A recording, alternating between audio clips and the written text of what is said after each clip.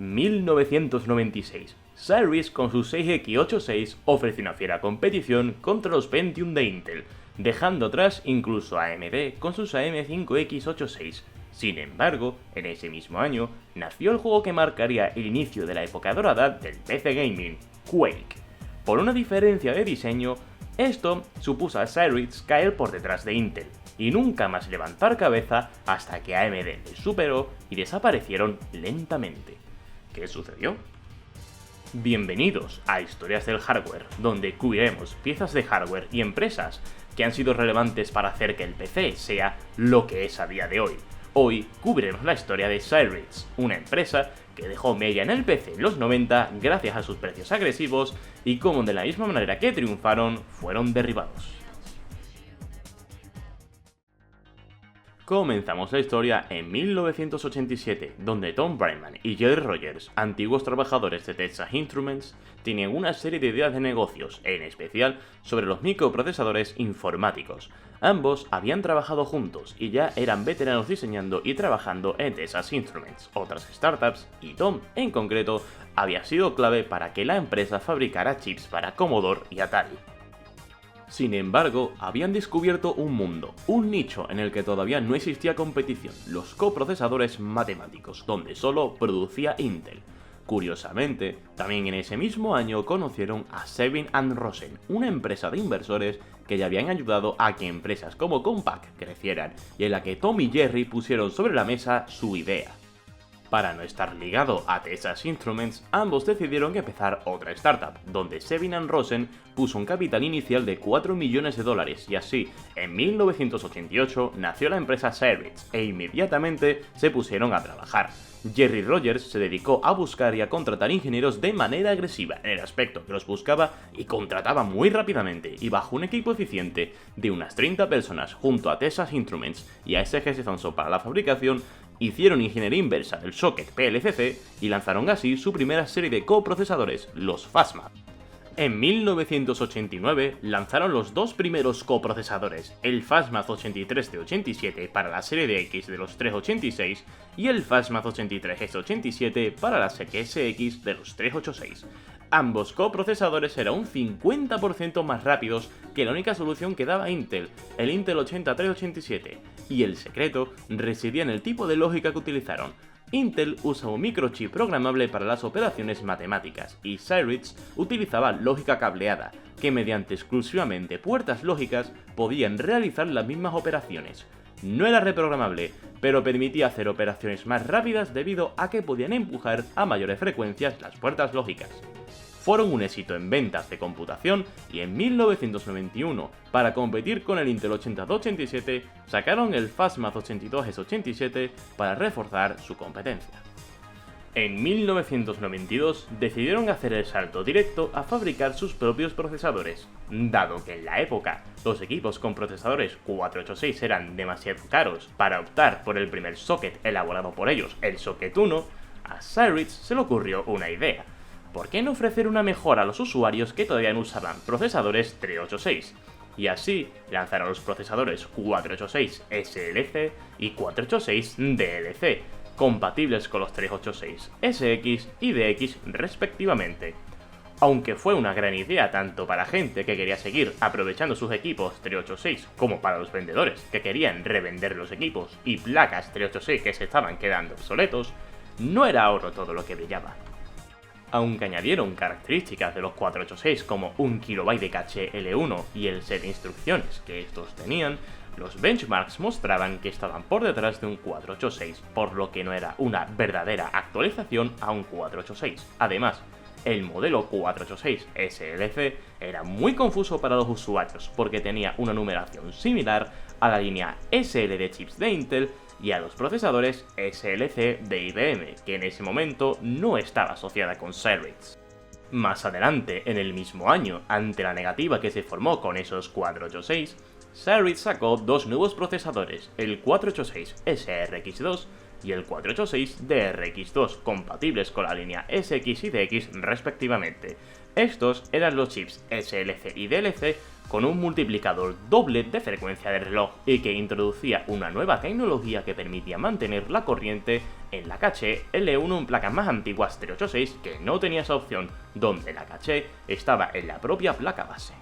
Avanzando a 1993, cambiaron la estrategia y decidieron empezar a competir directamente contra los equipos 486 de Intel en vez de seguir desarrollando kits de mejora para los equipos 386.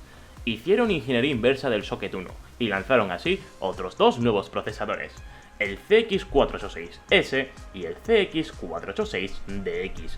Sin embargo, ya en la escena de la competición, AMD empezó a tener presencia, que, tras desprenderse del acuerdo que tenía con Intel para fabricar chips para ellos y tener un éxito discreto con el AM386, lanzaron antes que Cyrix sus chips AM486, por lo que la competición iba a ser dura, ya que Intel tenía su cuota fiel del mercado y producía para IBM, y AMD vendía sus chips a grandes OEMs como Acer y Compaq. ¿Cómo posicionó Cyrix sus 486? Pues como ruta de mejora a las placas Socket 1, que usaban un red de 5 voltios en vez de los 3,3 voltios de las placas Socket 2, que ya usaban AMD e Intel. Avanzando a 1994, Intel estaba introduciendo el Socket 5 junto a los primeros chips Pentium y Cyrix tenía predispuesto un capital inicial para el desarrollo del chip clonal Pentium, pero se encontraron con que Intel estaba con una estrategia un tanto sucia. Quería eliminar la competición mediante pleitos legales. Cyrix se encontró con varias demandas de Intel por supuestamente copiar elementos de diseño de su arquitectura 486 y de los coprocesadores. Aunque al final Intel acabó perdiendo porque se demostró que funcionaban de manera completamente diferente, esto hizo a Cyrix perder tiempo y por tanto, dinero. Además, la relación que estaban teniendo con Texas Instruments era cada vez peor, y SGS Thomson era poco confiable para el suministro regular de microprocesadores, así que buscaron un nuevo fabricante y tuvieron la fortuna de dar con IBM, que habían fundado IBM Microelectronics para la fabricación de microprocesadores con su logo. Por estas dos razones, no lanzaron productos nuevos en 1994, atrasándose en la competición contra Intel y AMD. Avanzando a 1995, Cyrix todavía no tenía preparado el tan necesitado chip clónico al Pentium, así que volvieron a repetir la misma estrategia que hicieron con sus chips 486 que usaban el Socket 1, ofrecer chips de mejora a los 486 que usaban el Socket 2 para que fueran equivalentes a los nuevos Pentium. Lanzaron primero el Cyrix CX5X86, el primer chip de Cyrix en funcionar a 3,3 voltios y que sorprendentemente tenía un rendimiento muy similar a un Pentium 75. AMD intentó copiar la misma estrategia que Cyrix lanzando el AM5X86, pero este procesador era únicamente un 486 con un multiplicador cuádruple de frecuencia del reloj sin ninguna característica representativa de los Pentium, por lo que simplemente era fuerza bruta, nada más. 6 meses más tarde, ya tenían preparado el chip clonal Pentium, y sería el que haría a Cyrix famoso, el 6X86. Esta vez, en vez de hacer una mejora para el Socket 2 de los 486, sería un competidor directo de Intel en el Socket 5 de los procesadores Pentium. Los chips por el precio eran excelentes, y se les daba categorías estilo P166 porque de hecho podían rendir más rápido que un Pentium a 166 MHz yendo a menor frecuencia de reloj. Sin embargo, Intel les lanzó una demanda por usar ese sistema de categorías, por lo que lo tuvieron que cambiar por PR, Pentium Rating. Esa idea la tomó también AMD para sus primeros chips K5, pero la abandonaron cuando lanzaron los K6. Por otro lado, también Cyrix lanzó en el mismo año el 6X86L, una versión de bajo consumo del 6X86 ideal para portátiles. Introduciéndonos en 1996, se produjo un cambio totalmente inesperado por parte de Cyrix, y fue por el advenimiento del mayor terremoto que sufrió el PC Gaming en los 90, el lanzamiento de Quake, el primer juego de la historia de PC completamente en 3D. En la época, solo los mejores procesadores y gráficas podían soportar el juego en resolución completa de 640x480, por lo que el procesador que fuera capaz de correr Quake fluido era la envidia de los usuarios de PC de la época. Cyrix se estaba frotando las manos porque sabían que sus 6X86 eran más rápidos que los Pentium, pero se encontraron que Quake, el juego más popular del momento, iba fatal. ¿Cuál podría ser la causa? John Cormack, el cerebro detrás del motor gráfico de Quake y que creó también los motores gráficos de Wolfenstein y Doom, declaró que el problema residía en la corrección de perspectiva, que realizaba una serie de cálculos que programó para que un FPU lo pudiera hacer.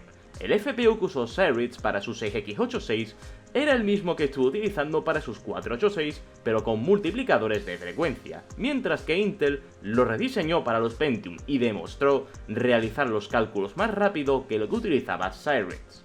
Eso hizo que los Pentium ganaran en rendimiento y por tanto una grandísima reputación en la comunidad PC gamer de la época. Sin embargo, Cyrix no fue la única víctima del terremoto. AMD, un mes antes del lanzamiento de Quake, lanzó el chip cuya arquitectura habían diseñado desde cero, la serie K5. Aunque en rendimiento estaba a mitad de camino entre un Pentium y un 6x86, también iba fatal en Quake, por lo que no tuvo tan buen recibimiento como el AM486. Avanzando a 1997, este año fue el más intenso en la historia de Cyrix. Intel lanzó una nueva tecnología llamada MMX, que consistía en una instrucción específica que contenía un set de extensiones para usos multimedia, añadiéndole al procesador capacidad de procesar audio y mejorando su capacidad de renderizar vídeo, que lo hizo ideal para portátiles, añadiéndose así el Pentium MMX en el renovado Socket 7. Cyrix, habiéndole visto el potencial a esa idea, decidió crear su propia versión de MMX e implantarlo en sus propios chips, lanzando así el 6x86MX, que no era más que un 6x86 con más caché L1 y las instrucciones MMX. La idea funcionó, les gustó y fue la inspiración para fabricar dos chips, el Media GX y el M2. El Media GX es la idea del 6x86MX ya madurada, donde integraron en el chip, a nivel de hardware, capacidad de procesamiento de vídeo y audio. Basado en la arquitectura del 5x86, su rendimiento fue criticado por ser lento comparado con lo que ofrecían, pero tenía una baza, su reducido precio. Esto hizo que Cyrix tuviera su primer gran éxito tras la catástrofe de Quake y que empresas como Compaq, Imagines y Packard Bell se fijaran en la marca para fabricar ordenadores más baratos que lo que podía ofrecer Intel y AMD. Para Cyrix esto era ver la luz al final del túnel. Por otro lado, el M2 iba a ser el chip que iba a competir directamente con el nuevo Pentium 2 de Intel, pero se descubrió que tenía el mismo núcleo que el 6x86MX y no podían competir en frecuencia de reloj con el Pentium 2 por el proceso de fabricación que utilizaban, que los hacía muy difícil de subir de frecuencia de reloj, por lo que el M2 estaba siendo un camino al fracaso. En el mismo año, también lanzaron una demanda contra Intel porque ellos estaban violando las patentes de la gestión de energía y las técnicas de renombrar los archivos de registro de Cyrix de los Pentium Pro y Pentium 2. Se esperaba que el juicio fuera largo, pero Intel cortó de raíz con un acuerdo de patentes. Intel cede sus patentes de forma gratuita a Cyrix a cambio de que Cyrix ceda las suyas para fabricar microprocesadores. Para acabar, Cyrix emergió con National Semiconductor en agosto del mismo año, un paso que para ellos tenía mucho futuro porque supondría tener un brazo extra de marketing y acceso a las plantas de fabricación de National Semiconductor, por lo que no tendría que depender de terceros para fabricar microprocesadores.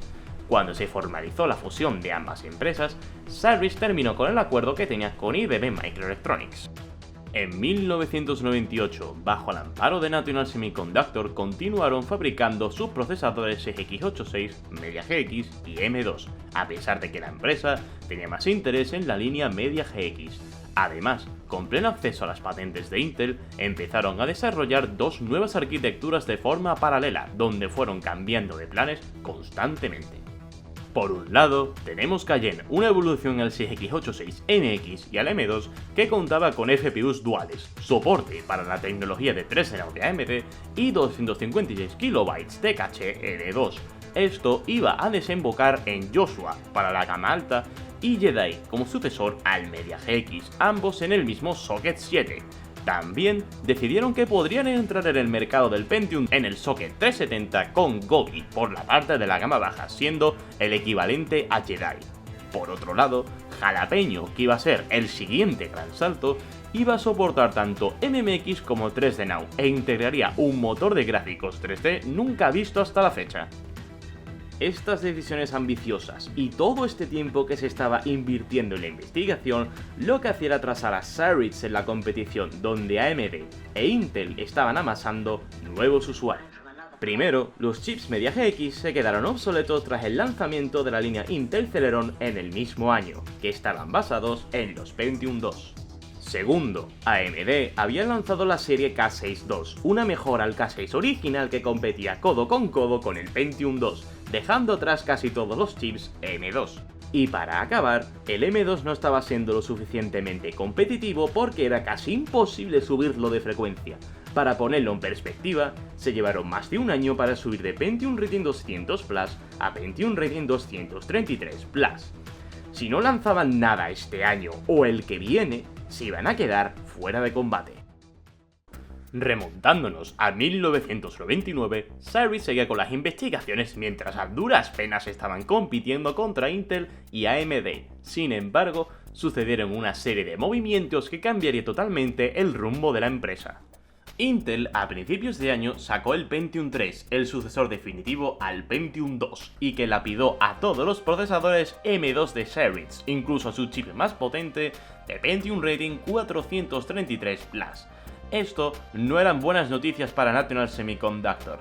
Además, al no sacar ningún producto nuevo y dar promesas que nunca van a cumplir ya que estaban sin dinero, al caer completamente por detrás de Intel y AMD, junto a que los ingenieros de Cyrix estaban abandonando la empresa, National Semiconductor tomó una decisión: vender lo que quedaba de Cyrix al mejor postor. Así, VIA Technologies adquirió lo que quedaba de Cyrix en junio de 1999.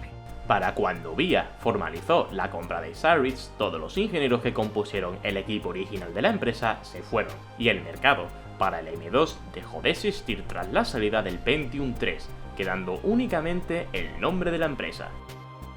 En el año 2000, VIA decidió aprovechar el nombre para un procesador diseñado por su empresa subsidiaria Centaur Technology llamada Cyrix 3, ya que suponían que Cyrix era un nombre más reconocido que VIA o Centaur. Tuvo dos versiones, la primera con los núcleos Joshua que se quedaron en desarrollo y luego con otros núcleos llamados Samuel. La primera versión con los núcleos Joshua seguía siendo fiel al diseño original de Cyrix, con alto IPC a baja frecuencia del reloj. Sin embargo, tenía un rendimiento bastante bajo comparado con los chips de Intel y AMD de la época. También se calentaba demasiado y requería un disipador robusto para funcionar. Luego descartaron lo que desarrollaron de Cyrix y VIA usó la arquitectura que Centaur Technology había desarrollado, la Samuel. Era más eficiente energéticamente y aunque usaba menos transistores que con la arquitectura Joshua, permitía empujar más frecuencia de reloj. También dejaron usar el sistema Pentium Rating para clasificar los procesadores y directamente colocaban la frecuencia de reloj. Sin embargo, seguía teniendo un rendimiento que no se podía comparar con nada de Intel o AMD.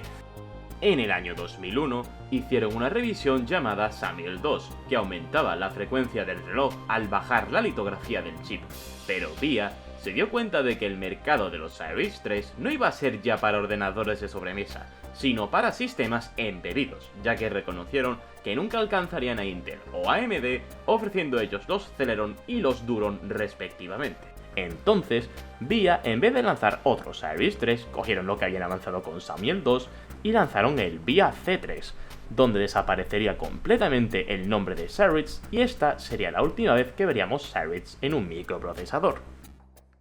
Podríamos considerar la fecha de muerte oficial de Cyrix en el año 2001, pero dejó un legado muy importante. Por un lado, National Semiconductor se quedó con el diseño de los procesadores Media GX y los renombraron como Geode, que lo vendió a AMD en el año 2003, y en el año 2006, lanzó un procesador basado en Geode que aclamaba ser el procesador compatible con x86 de menor consumo del mundo, con solo 0,9 vatios de consumo, ideado para la computación embebida. Esta es la única herencia de diseño genuina que ha dejado Cyrix. Por otro lado, hizo que naciera la gama baja de los ordenadores y que estos en consecuencia fueran más baratos. La competencia hizo que Intel lanzara la serie Celeron y que tanto AMD como Intel bajaran de precio sus procesadores de gamas superiores para que pudieran competir en precio. Así, la informática fue más accesible para las personas y en parte hizo posible la época dorada del PC gaming. Desde la fecha de publicación del vídeo han pasado 17 años desde que Cyrus desapareció, pero considero muy importante saber su historia porque si no fuera por ellos, nunca hubiéramos tenido ordenadores baratos. Espero que os haya gustado este vídeo, os dejo en pantalla otras historias del hardware por si estáis interesados, dejadme en los comentarios vuestras dudas y nos vemos a la próxima.